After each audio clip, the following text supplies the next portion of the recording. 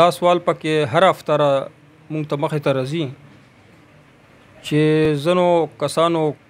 مور یا پلار یې وفات شوي نو دوی وایي چې داسې صدقې یو طریقه وښیه چې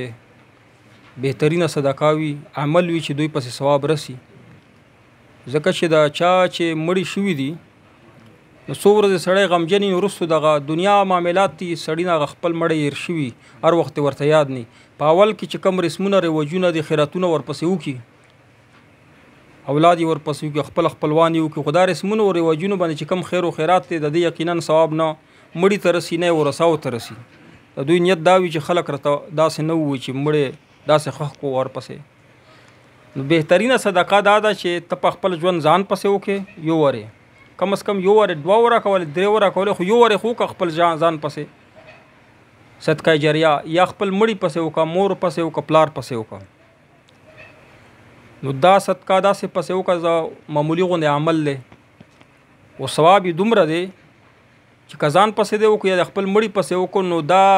مړی به د یېر نه وي هر وخت بس جري وي ثواب ورپسې جري وي تا به یېر وي خو ثواب به جري وي ورپسې او هغه هم دا توقع کوي مړی تا نه چې ما نیک اولاد پرې ایښی دی په روزګار باندې دي یا مې ورته دولت پرې ایښی دی ما پسې به ثواب رالیږي نو که تا نه یېر شي دوی پسې ثواب جري وي نو معمولي غوندې عمل خپل ژوند کې ځان پسې وکړه وروستو ستا پسې اولاد کوي یا به یې نه کوي مور و پلار پسې وکړه مور پسې وکړه خپل یو مړی وي خپل خپلوان هغو پسې یو ځلې صدقه جاریه وکړه صدقه جاریه بهترینه طریقه دا ده چې زمونږ دارالافتا کې کوم ملګري دي ټول غریبانان یا امامان دي مسجدونو کې یا مدرسین دي نو دومره تنخواګانې دي چې یو ځلې کتاب والي په تخصص کې کتابونو ډېر سخت ضرورت دی چې کتاب در سره نه مخکې سبق نه شویلی علم نه بعد چې کم تخصص والا کتابونه دي ګران دي کم از کم یو کتاب په 3000 زیات نه زیات 10,000 پر یو کتاب دی که تاسو خپل مړي پسې زموږ دارالافتا ملګریو دپاره یو کتاب والی ځان پسې صدقه جاریه کړي یا مور و پلار دی دواړو پسې ډېرو مړیو پسې هم یو کتاب صدقه جاریه کولی شي نو تاسو نه به یېر وي او ثواب به پسې رسي روان به او تاسو نه به خوشحاله وي په قبرونو کې به درته مور و پلار خوشحاله وي او ته چې کله مړ شي دا صدقه جاریه به تا ته په قبر کې هلته موجوده وي چې قبر ته لاړې نو هلته به درته موجوده وي وبایه چې الحمدلله چې دا صدقه جاریه مې کړې د علم والا چې روانه ده نو دا غریبانان ملګري چې دي که یو کتاب والي نو خپلو بچو علاج معالجه بیا نشي کولی تنخواګانې دومره دي نو مهرباني وکړه چې یو کس ورته یو کتاب والی په خپل ژوند کې ځان پسې صدقه جاریه کوي یا مور پسې صدقه جاریه کوي پلار پسې یا خپل خپلوانو پسې صدقه جاریه کوي یا ټولو پسې یو صدقه جاریه کولی ثواب ټولو ته وبخي ټولو ته به روان ټولو مسلمانانو ته به هم روان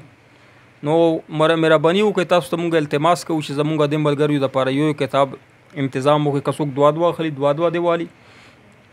او ژوند کې به الله پاک په دې صدقه جاریه باندې تا له لارې کولاو کړي ښه دا نبي علیه السلام فرمیلی و الله به فرمایي یمحق الله الربا ویربي الصدقه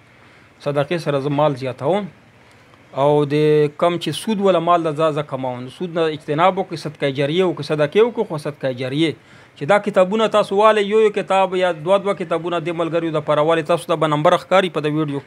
په دې نمبر رابطه وکړئ چې خپل مړي پسې تاسو صدقه جاریه یو کس کوي یو کتاب اخلي یا دوه کتابونه اخلي مونږ سره رابطه وکړئ هغې مطابقه کتابونه هم تاسو ته به وښایي چې د ځای کې میلوي کتابونه خپله راوړئ هغه ځای کتابونه راوړئ د ملګریو ته خپله هم حواله کړئ انشاءالله چې تاسو ته په ژوند کې د دې فایدې میلاو شي ځینې خلک وایي کاروبار کې برکت نشته به برکت وګورئ څومره برکت پکې راځي یا وایي چې یاره زما لاره بنده ده صدقې سره اووه لارې الله درته کولاوي اووه لارې بندې لارې درته الله کولاوي ودونو مسلې یا الله به حل کړي دکان دې بند دی الله به یې کولاو کړي او که صدقه جاریه مور و پلار مړي پسې کوي هغې پسې به روانه صدقه جاریه وي تا مرګ نه بعد به پسې رواني الله پاک ته زمونږ چې مسلمانانو څومره مړي شوي الله د جنت الفردوس نصیب چا کاروبار بند دی الله د کاروبار کولاو کړي څوک چې په صدقه جاریه کوي مونږ سره په دې دارالافتا کې کتابونو